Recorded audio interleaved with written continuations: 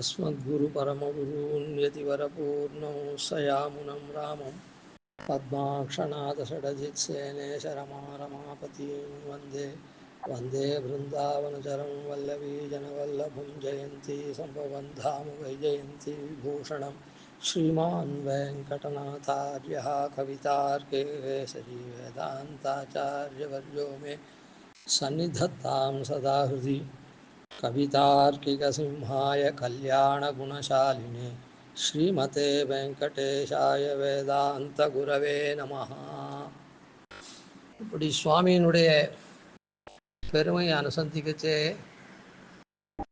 சுவாமியை எல்லாரும் ஆசிரியக்கணும் அப்படின்னு சொன்னால் நேர் நாளில் எல்லாரும் ஆசிரியக்கிட்டார். இந்நாள்லேயும் சுவாமியினுடைய கிரந்தத்தை எல்லாரும் சேவித்து உஜ்ஜீவனம் பண்ணணும் அப்படின்னு சொன்னால் பொதுவாக ஒருத்தரை ஆசிரியக்கணும் அப்படின்னு சொன்னால் எப்படி இருக்கணும்? பரத்வே சதி சௌலபியம் இருக்கணும். யாரை நாம் ஆசிரியக்கிறோமோ, ஆசிரியக்கிறது எதுக்காக? ஒரு பலனை வேண்டி ஆசிரியக்கிறோம், ஒரு நன்மையை வேண்டி அவள் இடத்துல ஆசிரியக்கிறோன்னா அவளுக்கு பரத்துவம் இருக்கணும், சௌலபியமும் இருக்கணும். பரத்துவம் இல்லாத சௌலபியம் மாத்திரம் இருந்ததுன்னா பிச்சைக்காரன் கூட நம்மக்கிட்ட வந்து அண்டுறான், சுவாமி சுவாமி சுவாமின்னு நம்மக்கிட்ட வரான். அவனை நாம் ஆசிரியிக்க முடியுமா? அவனே நம்ம இடத்துல பிச்சை கேட்குறான். நாம் சௌலபியமாக இருக்கான், சுலபனாக இருக்கான், அவன் எளிதில் கிடைக்கிறான்றதுக்கு அவனை ஆசிரியிக்க முடியுமா? முடியாது. ஒருத்தன் ரொம்ப பெரிய ஆளாக இருக்கான். ரொம்ப லௌகிகமான உதாரணத்தை சொல்லிடுறேன். இந்த பக்கம் அப்படி சொன்னால் அத்தையும் சொல்லிடுறேன். வீட்டு வாசலில் நாயை கட்டிட்டு அது எப்போ பார்த்தாலும் குலைச்சிட்டு கொலை நடுக்கம் கொடுக்குற மாதிரி குறைக்கிறதுன்னா அவங்ககிட்ட போக முடியுமா? அவனுடைய எண்ணமே என்ன? யாரும் தன்னுக்கிட்ட வரக்கூடாது, எதையும் கேட்கக்கூடாதுன்னு தானே. அதனால் கேவல பரத்துவம் இருந்தாலும் பிரயோஜனம் இல்லை, கேவல சௌலபியம் இருந்தாலும் பிரயோஜனம் இல்லை. பரத்துவத்தோட கூட மேன்மையான குணங்கள், தன்மையோட கூட எளிமையான குணங்களும் இருக்கணும். அதனால தான் திருவள்ளூர் எம்பெருமானுக்கு வீர ராகவன் அப்படின்னு பேர். வீரம்னா என்ன அர்த்தம் அப்படின்னு சொன்னால் பரத்துவம், எல்லா காரியத்தையும் சாதிக்க வல்லவனாக இருப்பான். தேவப்பெருமாள் இருக்காரே, தேவப்பெருமாள் ரெண்டு திருவடியும் சேர்ந்தா மாதிரி இருக்கும். ஸ்திரமாக நிற்கிறவன் எப்படி நிற்பான்னா, ஒரு உறுதியாக நிற்கிறவன், அட்டென்ஷன்னு சொல்கிறாளே அந்த ரீதியில் தேவப்பெருமாள் அப்படி இருப்பார். ராகவன், வீரராகவன் எப்படி இருப்பான்னா, அந்த வீரத்தை காண்பிக்கக்கூடிய ரீதியில் இப்போ இதெல்லாம் பண்ணணும்னு வச்சுக்கோங்க, வில்லெல்லாம் எடுத்து எய்யணும், அம்பு எய்யணும் அப்படின்னு சொன்னால் அப்போல்லாம் காரியம் பண்ணுறதுக்கு ஒரு காலை முன்ன வச்சு ஒரு காலை பின்ன இருக்கணும். அப்போ தான் அது வலுவு கொடுக்கும். அப்படி அதனால் வீரராகவனுடைய திருவடி எப்படி இருக்கும்னா, திருவடி தேவபெருமாளை மாதிரி சேர்ந்தா மாதிரி இருக்காது. அவர் உறுதியாக நிலைநிற்கிறவர், அடிவாளை காப்பாற்றக்கூடியவர்ன்றதுக்கு அப்படி அவர் நிற்கிறார். இவர் நம்முடைய துயர்களை கடியறதுக்கு உண்டான நிலைமையில் என்ன நிலைமையாக இருந்தாலும் அந்த துயர்லாம் போக்கடிக்கும். முதல்ல நமக்கே உண்டானது என்னது? கண்டதே காட்சி கொண்டதே கோலம்னு போயின்னு இருக்கும். அதனால் நம்மையே என்ன பண்ணணும்? வில் எடுத்து நம்முடைய இந்திரியங்கள், அக்ஷசாயகமாக இருக்கிற இந்திரியங்கள்லாம் ஒருமைப்படுத்தணும். அதே மாதிரி நம்முடைய விரோதிகள்லாம் அழிச்சு பண்ணணும். அதனால் அந்த மாதிரி தன்மையில் வீரராகவன் ஒரு காலை முன்ன வச்சுட்டு ஒரு காலை பின்ன வச்சுட்டு இருக்கா மாதிரி அப்படி சேவை சாய்ப்பான். அது எதனாலன்னா அந்த பரத்துவ தியோதிக்கம், அதாவது யாரும் தன்னை தடுக்க முடியாது அப்படின்றத காண்பிக்கிறது. அதனால்தான் அவனுக்கு பரத்வே சதி சௌலபியம். ராகவம் அப்படின்னு சொன்னால் ரகுகுலத்தில் உதித்தவன் ராகவன் அர்த்தம், வீரராகவன்றது சரி. ஆனால் ரலையோர் அபேதா அப்படின்னு ரா லா இந்த 2 எழுத்து மாற்றிக்கலாம். அப்போது ராகவன் அப்படின்றத லாகவன் அப்படின்னு, லாகவன்னா எளிமையானவன், அதனால் பற்றுதற்கு எளிமையானவன் அப்படி. அதனால தான் வீரராகவனை எல்லாரும் எப்பவும் போய் சேவிக்கிறார். அப்பப்போ அதாவது அவர்களுக்கு உண்டான பலன்கள்லாம் பெறறதுக்காக அமாவாசை முதலிய தினங்களில் போய் சேவித்து அவனுக்கு இது பண்ணி அதுக்காகவே அங்கே எழுந்தருளியிருக்கான். அதனால் வீரராகவன் பரத்துவமும் இருக்குது, சௌலபியமும் இருக்குது. சரி, அப்படி இருக்கு. அதை போல சுவாமி தேசிகனுக்கு பின்னாளில் எல்லாரும் நேரடியாக இருக்குச்சே தேஜோ மூர்த்தியாக இருக்கிற பார்த்தாலே அவ வணங்க போறா. அவருடைய கிரந்தத்தை பண்டிதாள் பாமராள் எல்லாரும் அவளுக்கு உண்டான நிலைமையில அதிகரித்து அது மூலமாக உயணும்னு சொன்னால் அவருடைய பெருமையை தெரியணுமே. அவருக்கு பரத்துவமும் இருக்குது அந்த கிரந்தத்தில், அவருக்கு சௌலபியமும் இருக்குது. அப்படின்றத தெரிஞ்சாதானே நாமெல்லாம் ஆசிரியிக்க முடியும். அதனால தான் கவிதார்க்கிக சிம்ஹாயா அப்படின்னு பரத்வத்தை பராங்குஷனை போலையும் பரகாலனை போலையுமான அந்த மாதிரி என்ன மாறுதலாக சொல்கிறவாள் திருந்துவா போல இருந்ததுன்னா அந்த கிரந்தத்தை கொண்டு கவியை கொண்டு நம்மாழ்வார் கவியை போல வன்கவியா இவரும் பாடியிருக்கார். ஆனால் இவர் பராங்குஷனை போல கவி சிம்மமாக இருக்கார். பரகாலன் கிட்டவே நெருங்க முடியாதபடியா காலன் போல இருக்கக்கூடியவராக இவருடைய கிரந்தம் அமையிறது, வாழ்வீசு பரகாலன்ற ரீதியில். அதனால்தான் சுவாமி தேசிகன் அவராவது இம்மை இடர்கிட வேண்டி அம்மமுன்னு நிறைக்கின்ன விண்ணவ உரைக்க வல்லார்கள் விண்ணவராகலுமாமேன்னு அவர் சொன்னார். இவர் ஒருபடி மேலே போய் யசோதை சொன்னது மாத்திரம் இல்லை, பூத்தனையுடைய பால பருகின எம்பெருமானுடைய விற்த்தாந்தத்தை நாம் அனுசந்திச்சோன்னா அதை கேட்டோன்னா நாம் மறுபடியும் தாய்ப்பால் குடிக்காத தசையை அடைவோம் அப்படின்னு சாய்ச்சிருக்கார் சுவாமி தேசிகன். நான் இதெல்லாம் என்னென்னா இத்தராளுக்கு எதுவுமே தெரியவே தெரியாது. சுவாமி தேசிகன் ஒரு இடத்துல சொல்கிறார், அஸ்மத் தேசிக சம்பிரதாய ரகிதை அத்தியாபி நான் லட்சத்தேன். என்னுடைய என்னுடைய தேசியன் ஆச்சாரியர் இருக்காரே அந்த சம்பிரதாயத்தில் வராத வாளுக்கு இன்னும் கூட தெரியாது இதெல்லாம் அப்படின்னு. அப்படி இருக்கு இந்த சம்பிரதாயத்துக்குள்ளேயே ராமானுஜ சித்தாந்தத்துக்குள்ளேயே அந்த மடப்பள்ளியாச்சான் சம்பிரதாயத்தில் வராத வாழ்க்கெல்லாம் இது தெரியாதுன்னு சொல்லச்சே குதிருஷ்டிகள் என்ன பாக்கியால் என்ன அவளுக்கெல்லாம் என்ன தெரிய போடுச்சு இதெல்லாம். அதனால் இப்படி கவிதார்க்கிக சிம்ஹாயன்னு பரத்தத்தை சொன்ன உடனே கல்யாண குணசாலினே, அவருடைய ரொம்ப கல்யாண குணங்கள்லாம் உடையவர், கல்யாண குணங்கள் உடையவர் அப்படி. இந்த கல்யாண குணசாலினேன்றது அந்த ஸ்லோகத்தில் இருக்குதா ஸ்ரீமான் வெங்கடநாத்தாரியாரன்னு? கல்யாண குணம் இருக்கிறதுனால தான் அவர் 4 பேருக்கு உபகாரம் பண்ணுவான். கல்யாண குணம் இருக்கிறவா தான் 4 பேருக்கு உபகாரம் பண்ண விடும். நற்குணங்கள் இருக்கவா தான் உபகாரம் பண்ணால் தான் நாம் நம்முடைய சிந்தையில் எப்பவும் வச்சுருப்போம். நம்முடைய சிந்தையில் நாம் ஒவ்வொருத்தரும் வச்சுக்கிறோன்னா ஒருத்தரை அவள் நமக்கு உபகாரம் பண்ணால் தான் வச்சுப்போம். அப்போ உபகாரம் பண்ணக்கூடிய நல்ல குணம் இருந்தால் தான் அவள் உபகாரம் பண்ணுவாள், உபகாரம். அதனால் இந்த கல்யாண குணசாலினே மீதி பதங்கள்லாம் அப்படி அப்படியே இருக்குது பாதங்கள்லாம். இது மாத்திரம் கொஞ்சம் அங்கே இல்லை போல தோணும் சாதாரணப்பட்டவாளுக்கு. கல்யாண குணசாலினேன்றது தான் அங்கே சன்னிதத்தாம் சதா ஹிருதி அப்படின்னு சொல்லிச்சு. ஏன்னா அவர் உபகாரம் பண்ணத்தை நினச்சி நம்ம உருகிறோம், அவரால் தான் நம்ம சத்தை பெற்றோம் அப்படின்னு. அந்த மாதிரி எப்பவும் அவருடைய எண்ணம் நமக்கு இருக்கணும்னா அவர் உபகாரம் பண்ணிருக்காருன்னு அர்த்தம். அதனால் அப்போ உபகாரம் பண்ணால் கல்யாண குணம் இருக்குதுன்னு அர்த்தம். இந்த கல்யாண குணசாலினே தான் அங்கே மே சந்நிதத்தாம் சதாகிருதி அப்படின்னு காண்பிக்கப்பட்டது அந்த ஸ்லோகத்தில்.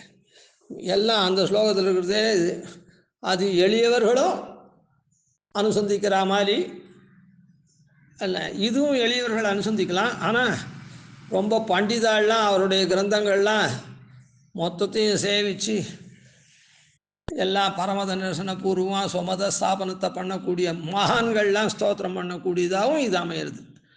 அதுவும் மகான்கள் ஸ்தோத்திரம் பண்ணுறதா இருக்குது. ஆனால் அது எளியவர்களுக்கு உண்டானதும் அதில் பிரதானமாக இருக்குது. இதில் இதுவும் எளியவர்கள் பண்ணக்கூடியதாக இருந்தாலும் பண்டிதாள் அந்த உபகார ஸ்மிருதியை நினச்சி பண்ணக்கூடியதான ஸ்லோகமாக இருக்குது. அதனால் பரத்வே சதி சௌலபியம். அதனால் கவிதார்க்கிக சிம்ஹாயன்றது பரத்துவம் ஆனவுடனே அவர் கிரந்தமோ அவரோ எல்லாம் சுலபராக இருக்கார் அப்படின்றத காண்பிக்கிறது கல்யாண குணசாலினே.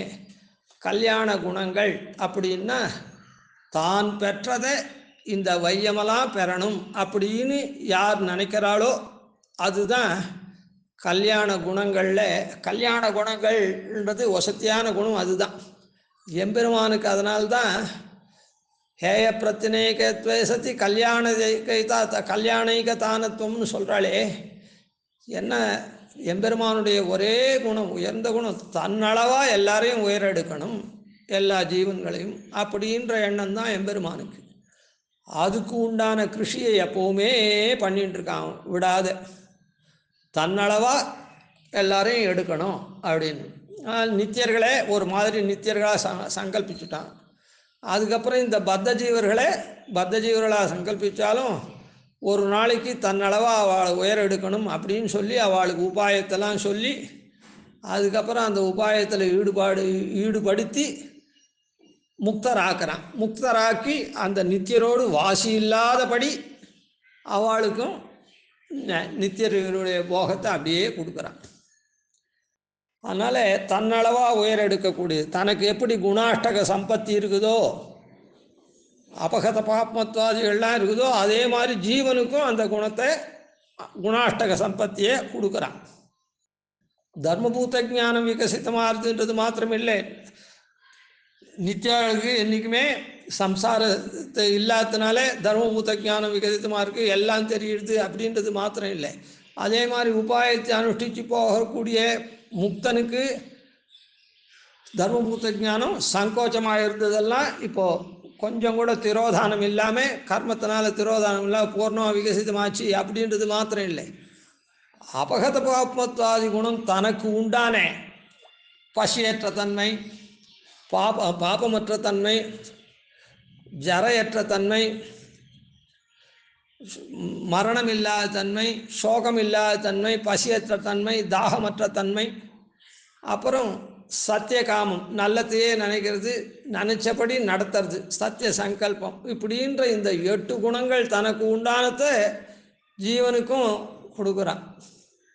அந்த மாதிரி தன்னளவா எது ஜீவனுக்கு ஒன்று கொடுக்கலன்னா ஞானபல ஐஸ்வர்ய வீரிய சக்தி தேஜஸ்ன்ற 6 குணம் ஷாட்குண்யம். அதாவது இந்த லோகத்தை சிருஷ்டி பண்ணுறதுக்கு, சிருஷ்டியாதிகளை பண்ணுறதுக்கு, சிருஷ்டி ஸ்திதி சம்ஹாராதிகளை பண்ணக்கூடிய வியாபாரம் இருக்குதே, அந்த வியாபாரமான அந்த வியாபாரத்தை தவிர, அதாவது ஜெகத்ரக்ஷணம் வியாபாரத்தை தவிர அனுபவத்துக்கு உண்டான குணங்கள் எல்லாம் தனக்கு உண்டானது ஜீவர்களுக்கு அனுகிரகிக்கிறான்.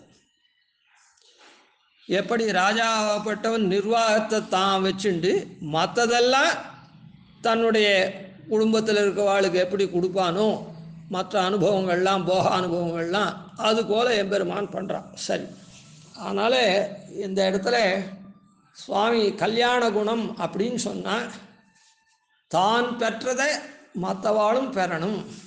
சில பேர் என்ன பண்ணுவா, தனக்கு இருக்குது, தனக்கு மிஞ்சி தான் தானம் அப்படின்னு சொல்லிருக்கு, நாம் நிறைய வச்சுப்போம், அவளுக்கெல்லாம் கொஞ்சம் கொஞ்சம் கொடுப்போம் அப்படின்னு அப்படி உபகாரம் பண்ணுவாள்.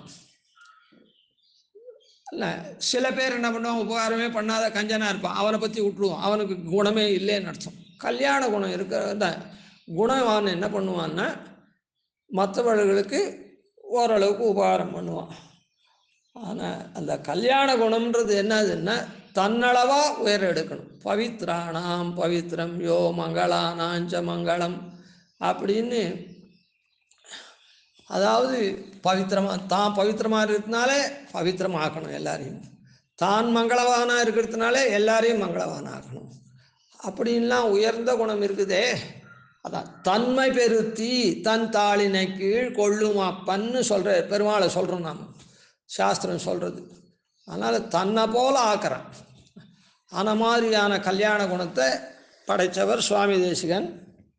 அந்த ஷாலின் அப்படின்ற சப்தம் இருக்குதே, அதுக்கு என்ன அர்த்தம்னா கல்யாண குணம் உடையவர் அப்படின்றது மாத்திரம் இல்லை. அந்த ஷாலின் சப்தத்துக்கு ஈடுபாடோடு உடையவர். சில பேருக்கு நல்ல குணம் இருக்கும், ஆனால் ஈடுபாடு இருக்காது. யாரானா போய் கேட்டால் அவன் உபகாரம் பண்ணுவான், அதில் ஒன்றும் ஆக்ஷேபம் இல்லை, அந்த நல்ல குணத்தை உபயோகப்படுத்துவான். ஆனால் நமக்கு நான் இப்போ ஒருத்தன் படிச்சிருக்கான் அப்படின்னு சொன்னால், ஏதோ கணக்கு ஒருத்தன் வாசிச்சிருக்கான் அப்படின்னு சொன்னால், அந்த ஊரில் யாருன்னா வந்து எனக்கு கொஞ்சம் கணக்கு புரியல, ஸ்கூல்லையோ காலேஜ்லையோ நீங்கள் சொல்லித்தரங்களான்னு கேட்டால் சொல்லி தருவான். ஆனால் சில பேர் என்ன பண்ணுவான், தனக்கு தெரிஞ்சதை மற்றவர்களுக்கெல்லாம் சொல்லித்தரணும்னு இவனே வாலண்டியராக போய் எல்லாரையும் கூட்டு உட்கார வச்சு சொல்லி தருவான். அது ஈடுபாட்டோடு பண்ணுறது. அந்த ஈடுபாட்டோடு பண்ணுறது மாத்திரம், அதாவது தானே போய் எல்லாரையும் கூட்டு இங்கே ஒன்றும் அதான் போர்டு போட்டு நீங்கள்லாம் வந்தால் சொல்லித்தரேன்னு சொல்லி எல்லாரையும் தானே கூட்டு உட்கார வச்சு சொல்கிறது அப்படின்றது அது அந்த ஷாலினுக்கு அர்த்தம். அந்த ஷாலினுக்கு அது மாத்திரம் அர்த்தம் இல்லை, ஈடுபாட்டோடு சொல்கிறதுன்னுட்டு. சில பேர் ஈடுபாட்டோடு சொல்லுவான், கேட்டால் மாத்திரம் சொல்கிறான்றது இல்லை, ஈடுபாட்டோடு சொல்லுவான். ஆனால் அதில் அதை மென்மையாக சொல்ல மாட்டான். உனக்கு எத்தனை நாள் சொல்கிறது, அது இது உங்களுக்கெல்லாம் வந்து வெறுமை சொல்கிறேன்றதுனால உங்களுக்கெல்லாம் இதெல்லாம் புரிஞ்சுக்கணுன்ற இது இல்லை. நீங்கள் டியூஷன் ஃபீஸ்லாம் கொடுத்து பண்ணாதான் உங்களுக்கெல்லாம் அந்த வருத்தம் தெரியும், அப்போ தான் உங்களுக்கெல்லாம் நன்னா வரும், கவனிப்போங்க. இப்போல்லாம் கவனிக்கிறது இல்லை, அது இதுன்னு ஏதோ ஒன்று அவளை ஒரு மாதிரி ஒரு கடினமாக சொல்லுவான். அந்த ஈடுபாடு இருக்கும், ஈடுபாட்டில் ஒன்றும் குறைச்சல் இல்லை, அதனால் நாளைக்கு நீ வரவானான்னு சொல்ல மாட்டான். ஆனால் அந்த சொல்கிறது கடினமாக இருக்கும். சில பேர் என்ன பண்ணுவான்னா அப்படி இல்லை, அந்த ஈடுபாட்டோடு சொன்னாலும் மென்மையாக சொல்லுவான்.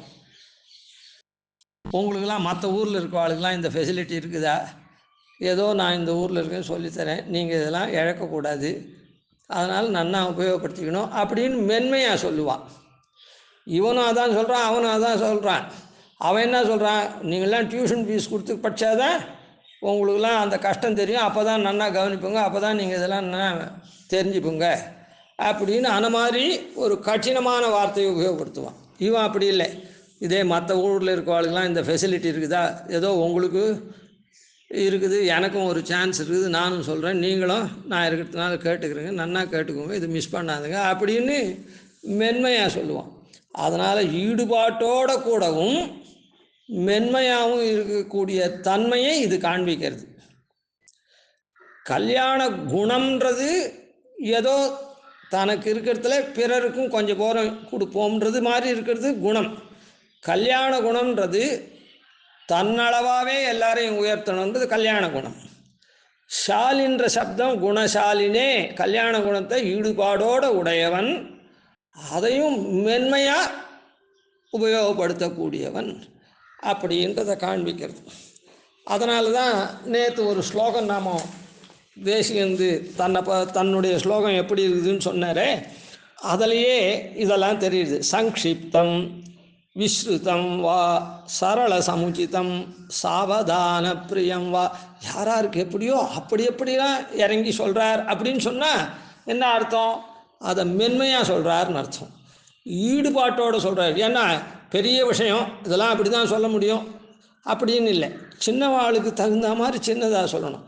அதாவது குழந்தைக்கு சாதம் கொடுக்குறோன்னா குழந்தைக்கு நன்னா பிசைஞ்சு கொடுத்தா தான், நைஸாக இருந்தால் தான் அதுக்கு உள்ளே போகும். அதே மாதிரி வயசானவாளுக்கும் அந்த மாதிரி பண்ணால் தான் அது அவளால் சாப்பிடணும். வேறு வரையாக பண்ணிவிட்டாக்கா, வேறு வரையாக சாதம் இருந்தால் கூட அதை நன்னா பிசைஞ்சு இவாளுக்கு கொடுக்கணும் அவளுக்கு கொடுக்கணும். அந்த மாதிரி ஈடுபாட்டோட மென்மை. சங்கிப்தம் விஸ்ருதம் வா சரள சமுச்சிதம் சாவதான பிரியம் வா பிராதான்யேன பிரணீதம் பரபணிதி பரிஷ்கார விருத்தியாஸ்திதம் வா சிக்ஷா சௌகரிய துஷ்டி. இந்த இடத்துல தான் பெரியோர்கள்லாம் இவர்கிட்ட என்ன பண்ணுறா, இந்த மாதிரி சிக்ஷை பண்ணுறதுல விளக்கறதுல ரொம்ப எளிய முறையில் விளக்கிறார் இவர் அப்படின்னு அவள்லாம் ரொம்ப சந்தோஷப்பட்டு இவரை இது பண்ணுறா, அனுகிரகம் பண்ணுறா. அதனால் இந்த கிரந்தமெல்லாம் தோணித்துன்னு சொல்கிறேன். சிக்ஷா சௌகரிய துஷ்டி. மீதிய எல்லாத்துக்குமே நேற்றே அர்த்தம் சொல்லிட்டோம். அதான் இது என்ன கல்யாண குணசாலினேன்னு இருக்கே, அதுக்கு சிக்ஷா சௌகரிய துஷ்டி. பிரச்சித குருஜன அனுகிரகேத்தும் சுதீபிஹி ஸ்ரத்தேயம் நாதஜுஷ்டஸ்ருதி யுவதி சிரோ பூஷணம் பாஷணம் நஹா அப்படின்னு அந்த சிக்ஷா சௌகரிய துஷ்டி. பெரியோர்கள்லாம் என்ன மாதிரி இவர் சிக்ஷை பண்ணுறதுக்கு விளக்கிறார் பத்தியா நன்னா அப்படின்னு ஆச்சரியப்பட்டு மேன்மேலும் அனுகிரகம் பண்ணுறார். அதனால் விளைந்தது இந்த கிரந்தங்கள்லாம் அப்படின்னு சாதிக்கிறார். அதனால் கல்யாண குணமும் இருக்குது. அதனால் எளிமையான தன்மை இருக்குது. கல்யாண குணசாலினே மேலே மறுபடியும் நாளைக்கு இது தொடரும். கவிதார்க்கிய சிம்மாய கல்யாண குணசாலினே ஸ்ரீமதே வெங்கடேசாய வேதாந்த குரவே நமஹ. ஆதிவன்ஷடகோபாதீனதிவர்யான் பஜே நிஷம் ஸ்ரீரங்கபூர்வஷடதித்யதீசானபதாஸ்ரயம் ஸ்ரீவத்சவம்சதிலகம் வந்தே ஸ்ரீகிருஷ்ணதேசிகம்.